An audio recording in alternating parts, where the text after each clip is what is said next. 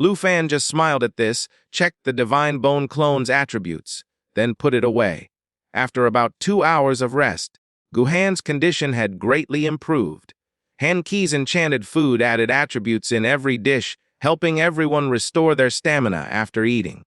Plus, with Xiao Qiu's Spring of Life's fueling effect, in just 2 hours, Guhan had recovered to normal. Though rescued, when mentioning the tragically killed Dragon Capital University teachers and the teaching assistants, Guhan still could not hide her pain in her eyes. She nearly broke down into tears several times. At this, Lufan coldly smiled and said, "Don't worry. They will definitely pay for this." Han K asked from the side, "Fanner, now that we've rescued Teacher Guhan, what should we do next? Should we try to get help from Dragon Country?" "No rush," Lufan said without thinking. "I already have a plan. Since Extremistus Country wants to keep us here, even going as far as to deploy 2 of their 3 ace military units here, it would be very difficult for us to return to Dragon Country. They'll probably send powerful players to surround us as soon as we show ourselves." Then what should we do?" The women's faces turned ugly. Lufan smiled and added, "If they want to keep us here, let's give them a great game to play. I have a plan. Just follow me, and I guarantee we'll make Extremistus Country truly pay for this transgression." When Lufan revealed his plan, everyone was shocked. After all, it was a plan that was something they never dared to imagine. "Isn't this too much?" Jian Ying looked at Lufan with disbelief. "Although you're not directly destroying Extremistus Country, it's pretty much the same. If you do this, there might be a war between Extremistus Country and Dragon Country."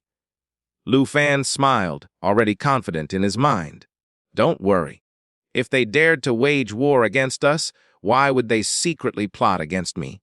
When we questioned the God Destroyer Legion General earlier, we all heard how Extremistus Country had planned to pin the Death Desert Ocean incident on the heretical sects. Since that's the case, why can't we do the same? Rather than hiding in Extremistus Country, guarding against assassination attempts, why not take the initiative and teach them a lesson? Right now, the whole country believes it is plagued by heretics, right? So, if the heretics kill a few more people, it would not seem suspicious. In fact, we are known to have gotten attacked by heretics, and our fate is unknown. So, who would possibly come to the conclusion that we are the ones acting as heretics?" Jian Ying was still worried, though. However, after thinking it over for a while, she finally relaxed and said, "Yeah, what you say makes sense. So many people have died. We definitely can't swallow this bitter pill without proper payback." That's what I think so too." Seeing Jian Ying agree, Lufan asked if the others had any other opinions. For them, they just naturally followed Lufan's words. This was except for Guhan, who found it hard to accept Lufan's proposal at first. After all, this was a little too bold and reckless. But thinking of her Dragon Capital University colleagues who had just tragically died, rage flared up. In the heat of the moment, she agreed to go along with Lufan's proposal. Seeing his plan unanimously approved, Lufan smiled and declared, "Well then, let's set out." Subsequently, Lufan had Xiao Kui use searching paper doll. His target this time was none other than Jin Zion. The paper doll pointed out Jin Zion's location to Lufan's group. It was just that they did not know how far they were from him. However, it obviously did not matter in the grand scheme of things. The Divine Bone Forest was located at the very edge of Extremistus Country. Regardless of where he was, to find Jin Zion, they would need to travel a very long distance. Given everyone's walking speed, it might take 10 to 15 days to find Jin Zion. However, Lufan smiled, saying that to find him, they would not need to waste energy by walking. Lufan summoned the Divine Bone Clone, telling everyone that this Divine Bone Clone was not only large but also had a particularly useful skill. It could be ridden. Moreover, it functioned as a sky mount and could carry up to 20 people. Upon hearing this news, all of them became excited. None of those present had the ability to fly, and now everyone could ride such an impressive bone dragon. Just thinking about it was exciting. Although the bone dragon had lowered its body, under Lufan's command, its massive frame was like a small mountain. It was so big it made it difficult to climb onto its back. As a result, Lufan, being the only one capable of flight, took on the role of a fairy. Using his flying dragon king's bone wings, he loaded each woman onto the bone dragon's back, one by one. Due to its size, the bone dragon's back was spacious. After everyone got on, the bone dragon automatically generated a constantly rotating bone shield to help everyone resist the strong winds from high-speed flight. Additionally, after takeoff, the bone dragon's body was very stable. Riding on it was like being on an airplane, perhaps even more comfortable than riding a normal mount. Soon, the bone dragon soared into the clouds. Since it was the girls' first time riding a sky mount, they were quite astonished by the sights and the sensations. It felt as if they were on a tour, so their mood greatly improved. Lufan was already used to it and found a comfortable spot to lie down. Now, he was just waiting for the bone dragon to carry everyone to their destination. Since the divine bone clone was a level 90 epic grade boss, it was of considerable deterrent against ordinary monsters along the way. Thus, Lufan need not worry about being attacked by flying monsters. Even if they were attacked, the bone dragon could easily kill them with one skill. Soon, 2 days passed. The bone dragon did not need rest and carried everyone to cover several thousand kilometers away from the divine bone forest. The reason they could travel such a great distance so quickly was because shortly after leaving the divine bone forest, Guhan recognized their location. At Dragon Capital University, she taught world geography. So when Lufan just exited the divine bone forest and entered Extremistis country, Guhan immediately knew where they were. She knew which areas were forbidden zones and where the towns were. Under Guhan's guidance, the bone dragon avoided many areas where they might encounter trouble. Thus, they could smoothly arrive near the capital of Extremistis country, overseeing Heaven City. Seeing the paper doll pointing towards overseeing Heaven City, Lufan knew Jin Zion was most likely inside. After all, it was not a secret that the Jin family palace was in overseeing Heaven City. Overseeing Heaven City was the capital of Extremistis country after all, and Lufan was not reckless enough to charge in riding a bone dragon. He had the bone dragon land far away, carried all passengers down, then recalled the bone dragon into the puppet sub-space before they walked towards overseeing Heaven City. Originally, Lufan thought that overseeing Heaven City would be quite strict in investigating outsiders, and he would need to sneak into the city. However, as he approached overseeing Heaven City, he discovered that although the entire city had defensive fortifications, they were clearly not meant to defend against humans. Rather, they were all to repel monster tides. The population flow in overseeing Heaven City was high, so there were not many restrictions on entering and exiting. Lufan brought the group into the city, found a hostel that did not require identity cards for temporary lodging, then went out to gather some information. Soon, Lufan understood the current situation in Extremistis country and why overseeing Heaven City's defenses were so lax. It turned out that the entire Extremistis country was now preoccupied with the 9 Hell Demons army. Many of Extremistis country's strongest players had all gone to guard the towns near the Divine Bone Forest, so the capital's current defenses had actually become relaxed. At the same time, as the capital, overseeing Heaven City had transport arrays leading to various towns. Some powerful players would choose to come here to transit before heading to the front lines against the 9 Hell Demons army. Because of this, overseeing Heaven City's population flow had increased dramatically, so there was basically no security check for outsiders. After all, Extremistis country now needed to guard against the 9 Hell Demon army, not human visitors. This situation actually worked in Lufan's favor. Extremistis country's forces were all gathered in frontier areas like the Divine Bone Forest, leaving to overseeing Heaven City's defenses being greatly weakened. Thus, Lufan had easily sneaked in and could directly raid where Jin Zion was. The entire extremistis country had no idea that the 9 Hell Demons' army they were so carefully guarding against had already vanished. That the master of the 9 Hell Demons' army had now arrived in overseeing Heaven City. After understanding the current situation, Lufan acted normally and returned to the hostel. After informing the girls about the situation in overseeing Heaven City, he told them to stay put in the hostel and not go out no matter what happened at night. The next steps would be handled by Lufan alone. After getting a rough map of overseeing Heaven City from Guhan, Lufan was fairly certain that Jin Zion was in the Jin family palace. It went without saying that the Jin family palace should have many powerful players, but this was not much of a concern for Lufan. After all, the Jin family's strongest, Jin Zexi, was now his fallen corpse puppet. Soon, deep night fell. Overseeing Heaven City was completely enveloped in darkness. It was far less bustling than during the day. Lufan's figure was concealed in the darkness. He left the hostel and quickly arrived at overseeing Heaven City's moat. This area was relatively secluded, with few people passing by at night, making it a good place to release. Lufan summoned a fallen corpse Holy Dragon King and had him open his puppet subspace. The 9 Hell Demons, demon generals, and other monsters appeared in sequence, instantly filling the air with cold, murderous intent.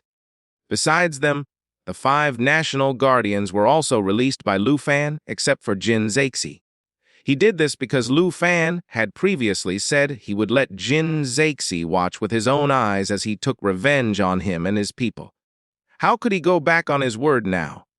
After multiple bosses plus 4 of the 5 national guardians appeared, Lufan gave them orders to spread out and infiltrate various parts of overseeing Heaven City. They were to prepare to give everyone a surprise. After the fallen corpse puppets all dispersed, Lufan once again used the paper doll to lock onto Jin Zion's location, while equipping the Flying Dragon King's bone wings and flying toward the Jin family palace. On the way, Lufan put on a mask and wrapped himself in a cloak to avoid being recognized by the public and leaving behind any evidence. 10 minutes later, accompanied by a huge explosion, a shopping mall in overseeing Heaven City suddenly blew up. Following this, the sturdy Hell Demon's massive body moved through it, riddling the mall with holes until it quickly became a ruin. Not only that, but the sturdy Hell Demon's ugly face also spat out a red beam of light. Wherever this beam hit, countless buildings collapsed in succession, killing numerous people. Besides this location, across overseeing Heaven City, earth-shattering disturbances simultaneously broke out. The 9 Hell Demons, demon generals, and other bosses emerged from the darkness and began destroying overseeing Heaven City. At the same time, 4 of the 5 national guardians were also among the crowds, recklessly unleashing their abilities. In an instant, the vast overseeing Heaven City fell into chaos. Countless people fled in panic, while some players went to suppress the bosses, but ended up losing their lives. They had thought they needed to guard against the monster tide, which kept advancing from the Divine Bone Forest. Who would have thought that after the monster tide disappeared for several days, their capital would suddenly be attacked? Many of Extremistis country's strongest players were currently scattered in various towns and cities. Though overseeing Heaven City had its own share of strong players, they were few in number, so they were basically powerless to stop such powerful bosses. Taking advantage of overseeing Heaven City's chaos, Lufan was able to sneak into the outer perimeter of the Jin family palace. At this time, guards were continuously being dispatched from the Jin family palace, presumably to suppress the chaos outside. After all, in this situation, it would be too unreasonable if the Jin family did not respond. Seeing this, Lufan smiled, flapped his Flying Dragon King's bone wings, and flew directly into the depths of the Jin family palace. The Jin family palace was majestic, combining both modern and ancient styles harmoniously. The palace was similar in size to the Forbidden City, a location in Lufan's previous world. It also has similar styles to Dragon Country, according to Guhan. The Jin family of Extremistis country had originally designed this palace by mixing Dragon country architectural styles with some modern elements to it. After the Jin family palace was built, Extremistis country directly claimed this architectural style as their own special characteristic, and even tried to apply for World Heritage status with international organizations. They were naturally rejected and became an international laughingstock for a time.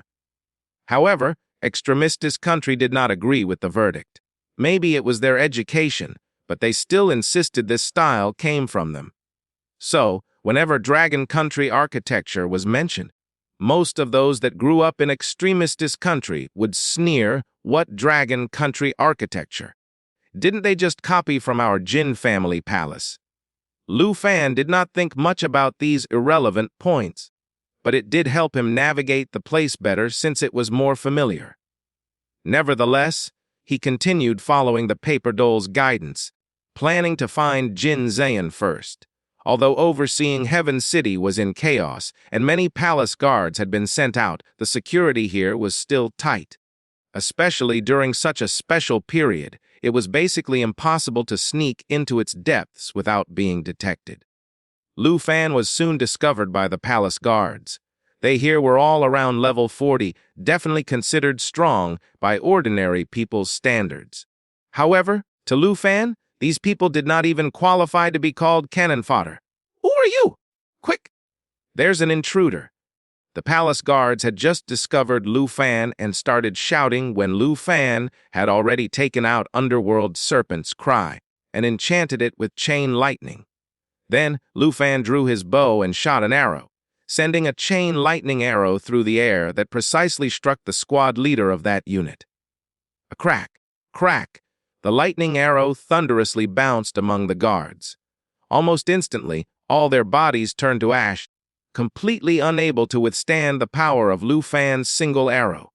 Although Lufan had acted quickly, once he was discovered, the entire palace naturally prepared itself.